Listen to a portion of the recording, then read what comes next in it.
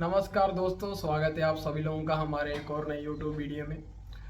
और अगर आप भी इंडिकेटर यूज़ कर करके परेशान हो और एक से एक इंडिकेटर यूज़ करने के बाद भी आप लॉस में हो और चार्ट देखते ही आप कंफ्यूज हो जाते हो कि मैं बाय साइड का एंट्री लूँ या सेल साइड का एंट्री लूँ, तो आज की वीडियो में हम उसी चीज़ का सोल्यूशन लेके आए हैं। आपको चार्ट देखते ही पता चल जाएगा कि अब मुझे बाय साइड का एंट्री लेना चाहिए या अब मुझे सेल साइड का एंट्री लेना चाहिए। जो हमारी आज की स्ट्रेटजी है उसमें हम ना तो कोई इंडिकेटर यूज़ करने वाले हैं ना कोई फार्मूला यूज़ करने वाले हैं। इसमें जो हम यूज़ करने वाले हैं वो सिंपल और प्योर प्राइस एक्शन है, जिसमें सिर्फ और सिर्फ कैंडलस्टिक काम करेंगी और सपोर्ट एंड रेजिस्टेंस काम करेगा। अगर तो सबसे पहले समझते हैं प्राइस एक्शन होता क्या है। प्राइस एक्शन का मतलब होता है आप पास्ट में प्राइस की मूवमेंट को देखकर फ्यूचर प्रेडिक्ट करते हो कि प्राइस आगे इस लेवल पे कैसे रिएक्ट कर सकता है।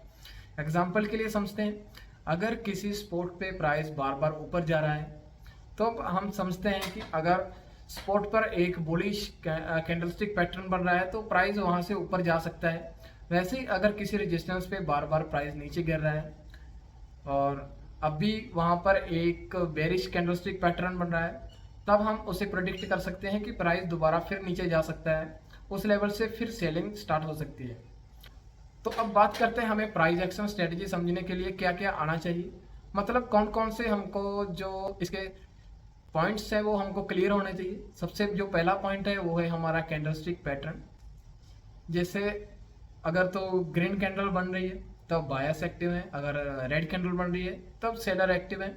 और एक इस स्ट्रेटजी में हमें सपोर्ट एंड रेजिस्टेंस के बारे में पता होना चाहिए और ट्रेंड लाइन के बारे में पता होना चाहिए और एक हमारी ट्रेडिंग टाइप के हिसाब से हमारा टाइम फ्रेम हमको पता होना चाहिए। एग्जांपल के लिए अगर आप इंट्राडे कर रहे हो तब आपको 5 मिनट, 15 मिनट और 1 आवर टाइम फ्रेम पे आप एनालिसिस कर सकते हो।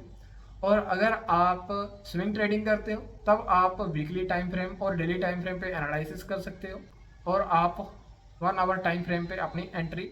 अब बात करते हैं कि प्राइस एक्शन में हमको कैंडलस्टिक पैटर्न समझना क्यों जरूरी है। क्योंकि प्राइस एक्शन में 50% जो गेम है वो सिर्फ कैंडल के ऊपर डिपेंड होती है। के लिए अगर स्पॉट पे एक बुलिश इनगल्फिंग कैंडल बन रहा है तब वहां पर बाइंग का सिग्नल है, यानी कि वहां पर बायर्स एक्टिव हो रहे हैं, तब प्राइस वहां से ऊपर जा सकता है। और अब बात करते हैं कि इसमें सपोर्ट एंड रेजिस्टेंस का क्या काम है, क्या इंपॉर्टेंस है। क्योंकि इसमें हम ना तो कोई इंडिकेटर यूज कर रहे हैं ना कोई फॉर्मूला यूज कर रहे हैं, इसमें सिर्फ सपोर्ट एंड रेजिस्टेंस कैंडलस्टिक हम यूज में ले रहे हैं, तो हमें इन चीज़ों के बारे में अच्छे से जानकारी होनी चाहिए। तो अगर आपको इन चीज़ों के बारे में कुछ भी नहीं पता है तब हमारी पिछली वीडियो में हमने इन चीज़ों के ऊपर इन टॉपिक को अच्छे से क्लियर किया है और अच्छे से समझा है कि कैंडलस्टिक क्या है, सपोर्ट एंड रेजिस्टेंस क्या है, कैसे हम हमारा टाइम फ्रेम सिलेक्ट कर सकते हैं और ट्रेंड लाइन क्या है। आप हमारी पिछली वीडियो को जाकर देख सकते हो और आप इन वीडियो को देखने के बाद आप अच्छे से समझ जाओगे और प्राइस एक्शन स्ट्रेटजी को एडवांस लेवल पर यूज़ करने के लिए आप रेडी हो जाओगे।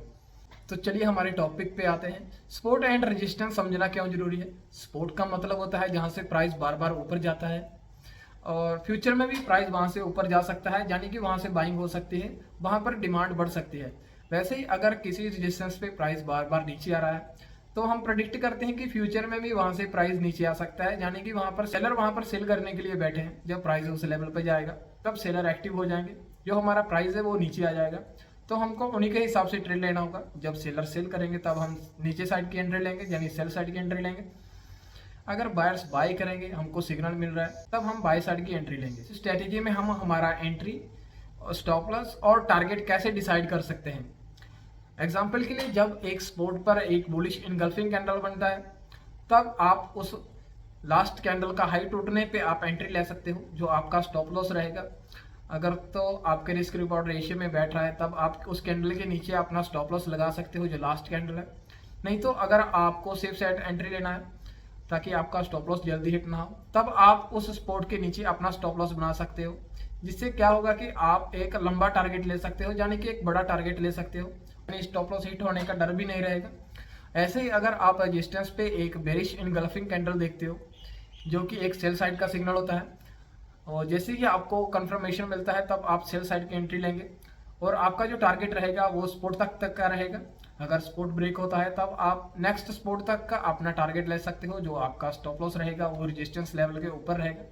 अगर आप छोटा स्टॉप लॉस चाहते हो तब आप अपनी प्रीवियस कैंडल का जो हाई है उसके ऊपर अपना स्टॉप लॉस बना सकते हैं। और हर ट्रेड में अपना फिक्स्ड लॉस डिसाइड करना होगा। अगर आपका उस ट्रेड में फिक्स लॉस हो जाएगा तब आप उस ट्रेड से बाहर हो जाके उस ट्रेड में टिके नहीं रहोगे।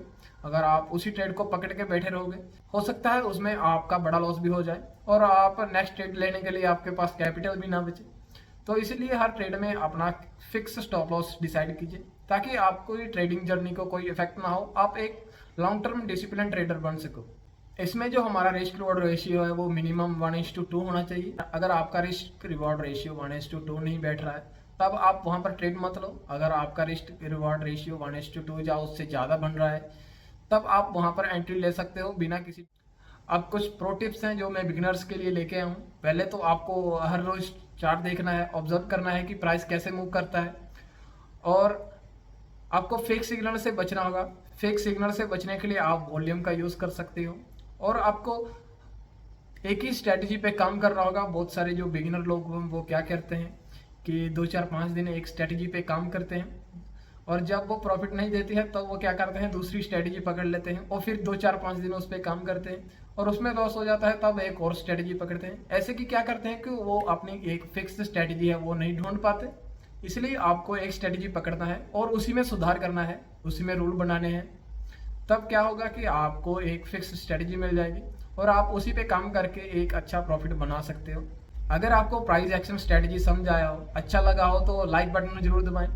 अगर आप चाहते हो कि मैं लाइव ट्रेड एग्जांपल के साथ आपको समझाऊं और प्राइस एक्शन पे मैं एक सीरीज चालू करूं तब आप कमेंट में लिख सकते हो। और ऐसे ही और इन्फॉर्मेटिव वीडियो के लिए हमारे चैनल को सब्सक्राइब करें और बेल आइकन पर ऑल पे सेट करें। मिलते हैं हमारी अगली वीडियो में। जय हिंद।